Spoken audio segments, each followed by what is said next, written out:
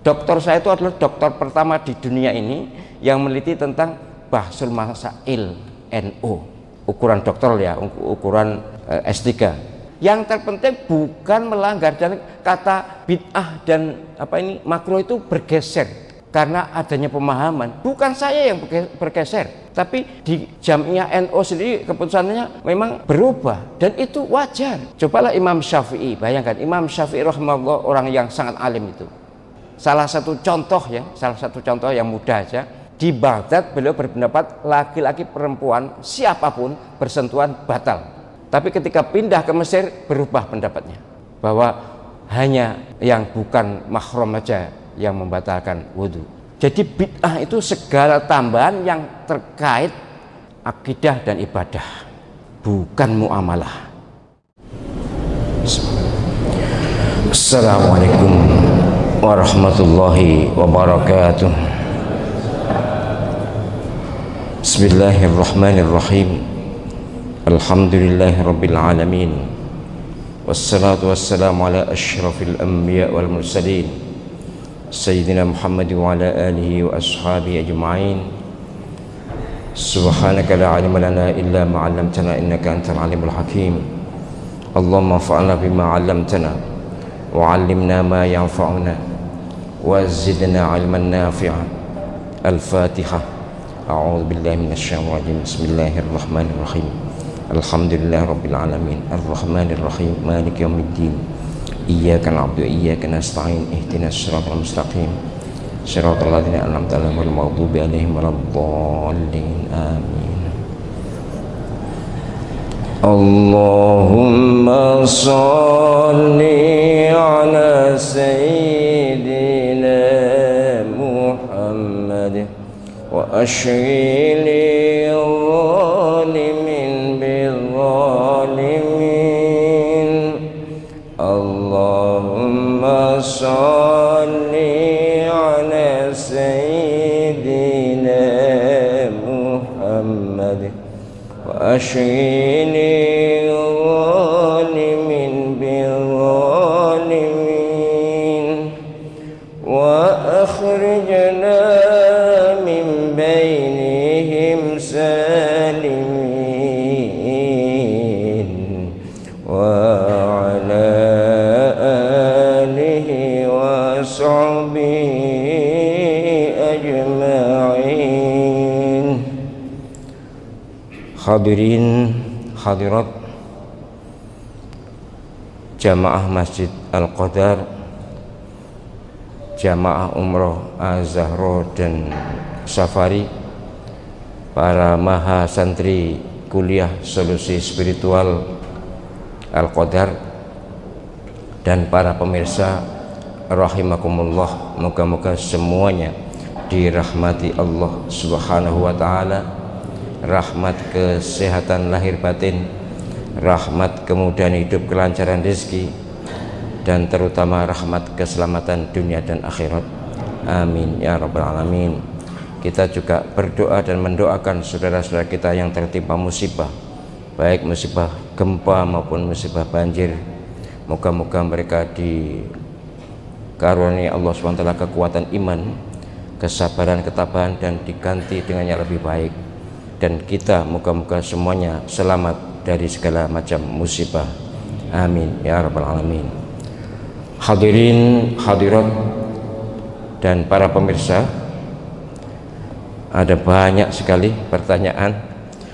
Tentu kemampuan saya menjawab terbatas oleh waktu.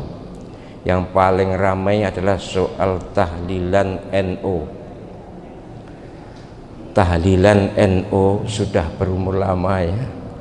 Saya mohon kepada semua pihak yang pro maupun yang kontra, jangan gunakan kata-kata kotor, jangan gunakan kata mencela, jangan gunakan kata nyinyir. Sudahlah, saudara kita yang tahlil itu walaupun dicaci maki oleh ratusan ribu orang, oleh jutaan orang, tetap tahlilan. Yang tidak mau tahlilan walaupun diajak koyo opo, digeret kayak apa, ndak akan mau. Dan itu akan berlangsung terus sampai hari kiamat. Jadi percuma kita lok-lokan, apa lok-lokan ini? Percuma kita saling mencaci, saling mencela, menambah dosa saja.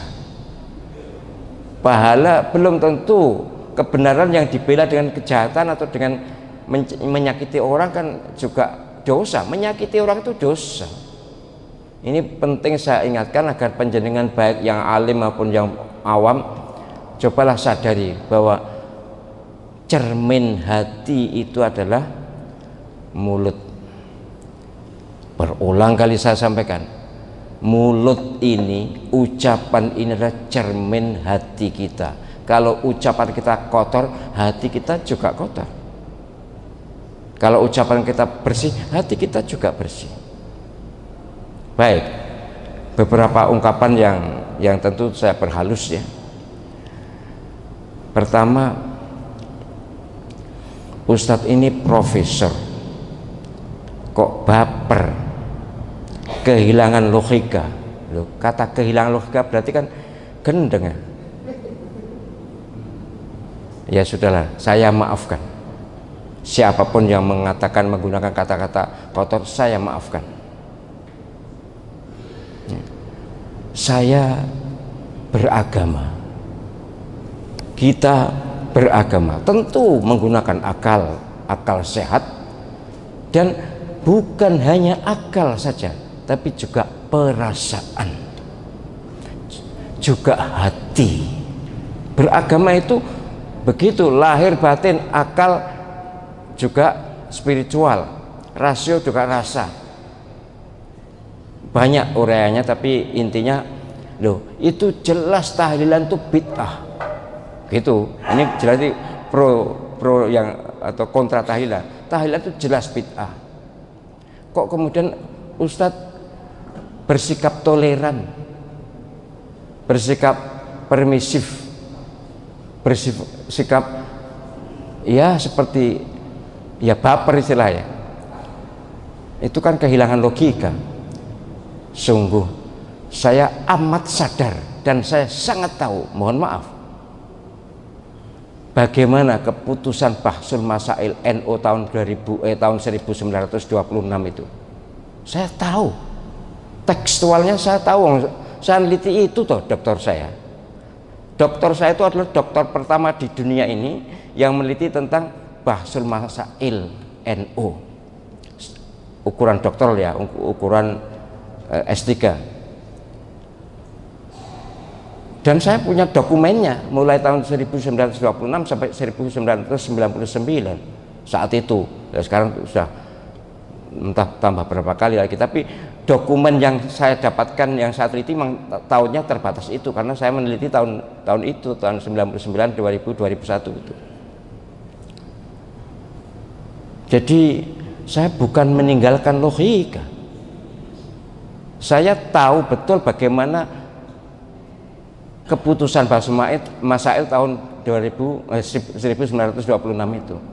Tapi kemudian perubahan perkembangan kan ya saya ikuti. Apalagi mohon maaf, saya ada di dalam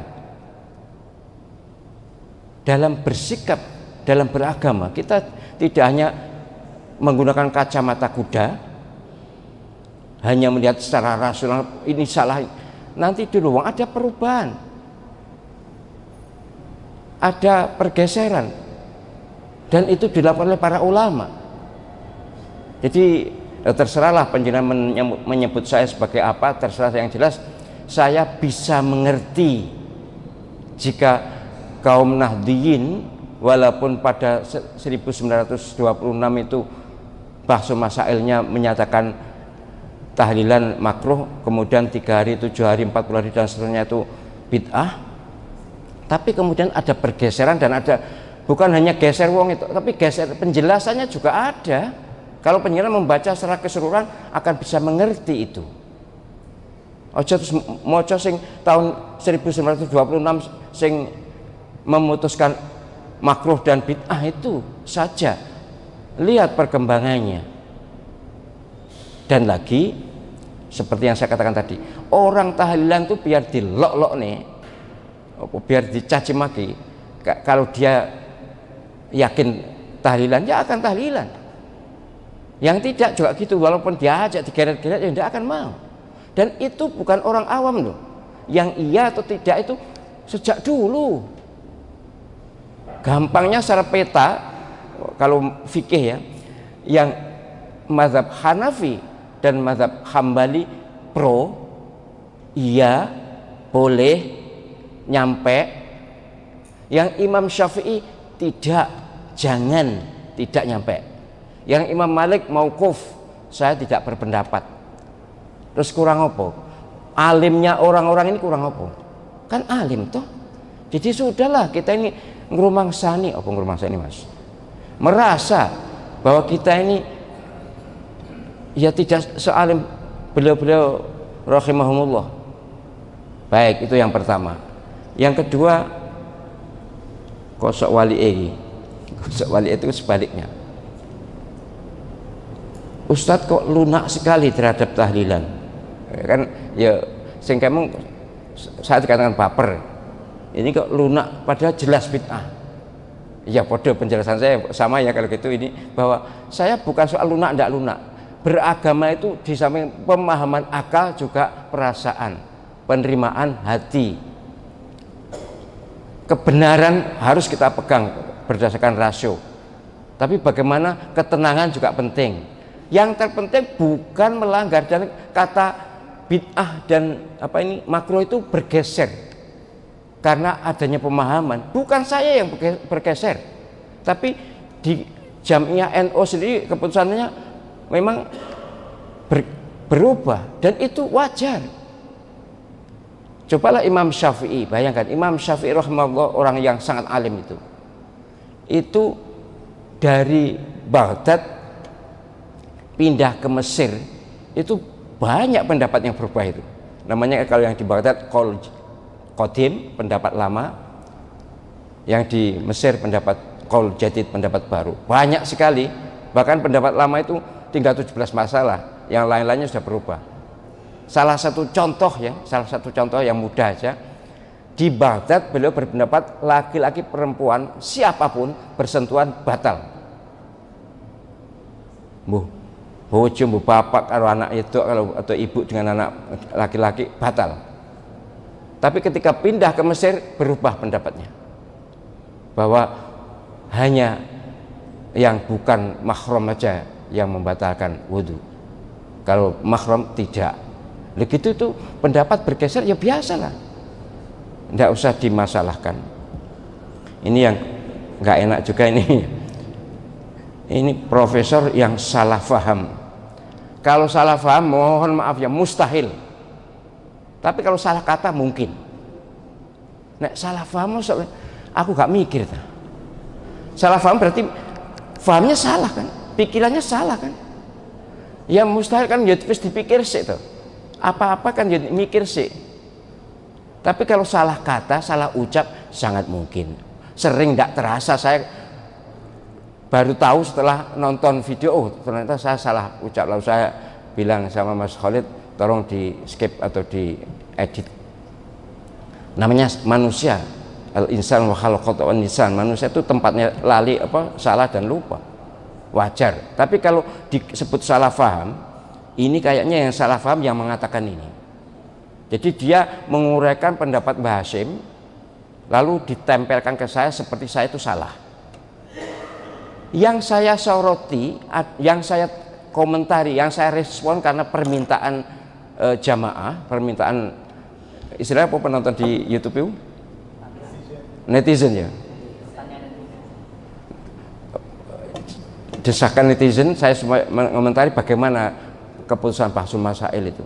Keputusan Bahsul Masail 1926 ya benar bahwa tahlil itu makruh, 3 hari 7 hari dan seterusnya itu bid'ah. Itu benar, ada tekstual seperti itu. Entahlah kalau sekarang hilang ya nggak tahu, tapi itu benar dan itu harus saya akui secara jujur. Tapi kemudian pendapat itu, keputusan itu bergeser. Mbah Hashim saat itu ketua istilahnya Rois Akbar, kemudian ya Rois Am Suriah pertama itu ya Mbah Hashim itu. Nah, saya sebut pada masa Mbah Hasyim ya pada masa Bahsul Masail pertama itu. Bahsul Masail itu yang punya otoritas itu Suriah, bukan Tanfidiyah, Suriah. Nah, ketuanya Suriah itu Mbah Hasyim. Nah, memutuskan begitu berarti kan Mbah Hasyim oke. Tapi kemudian Mbah Hasyim dalam kitab Irsyadus Sari misalnya, karangan beliau, tulisan beliau, kemudian bergeser pendapatnya dan mengakomodir keadaan dan merujuk kitab yang At-Thalibin, kemudian tahlil tidak bid'ah asal diformat dalam doa. Yang 3 hari 7 hari ya itu kemasyarakatan. Saya sudah berulang kali menguji disertasi yang membahas masalah bid'ah. Disertasi loh, karya doktor. Jadi bid'ah itu segala tambahan yang terkait akidah dan ibadah, bukan muamalah. Itu kesimpulan. Soal ada orang tidak setuju ya silakan, itu hak mereka tidak setuju. Tapi tambahan-tambahan yang bertentangan dengan akidah dan ibadah. Kalau muamalah seperti 3 hari 7 hari ya tidak usah dikatakan bid'ah lah. Tidak setuju ya tidak setuju silakan. Tapi kalau saya pribadi lihat, saya untuk ayah saya misalnya dulu istilahnya 3 hari, tapi sebenarnya itu istilah orang umum, sebenarnya itu sudah 4 hari. Kemudian disebutkan pitung dinanan, kata orang istilah pitung dinanan, tapi 8 hari itu saya geser ben gak confuse, ben gak ya, bukan confuse ya, ben gak menimbulkan masalah gitu, ndak ya dispute ya ndak debatable. 40 hari kata orang istilah, tapi sebenarnya itu 45 hari. 100 hari juga enggak persis 100 lebih berapa gitu. Ini hanya untuk mengakomodir, untuk ya sekedar mengadaptasi masyarakat. Ya seperti di sini dulu Masjid Al-Qadar masih lama dulu. Sekedar beduk wong-wong akeh sing gak gelem rene. Karena beduk saya turunkan dulu. Awal-awal itu, awal masjid ini jadi ada beduk kok elek, tak pikir timbang ngelek-ngeleki dukne. Enek jamaah yang akhirnya pindah tempat, gak mau ke sini. Saya tahu, saya dengar kabar, wes pasang meneh, pasang ya morone. Lho ngono ki lho. Itu kan soal kebijakan berdakwah. Jadi saya sangat berharap orang yang menyoroti masalah tahlilan NU ini, cobalah lapang dada, dingin kepala, dengan tetap senyum, kita menghargai orang yang berbeda. Sekali lagi, soal tahlilan sudah selesai dibahas berapa kali pun, yang tahlilan tetap tahlilan, yang tidak mau tahlilan juga tidak akan mau tahlilan. Jadi timbang tukaran, timbang lok-lokan, ya sudahlah, kita saling memaklumi. Soal benar tenanan atau salah tenanan, benar-benar atau salah benar, piye lengarani piye. Soal benar sesungguhnya benar atau salah sesungguhnya salah itu nanti di akhirat sudah.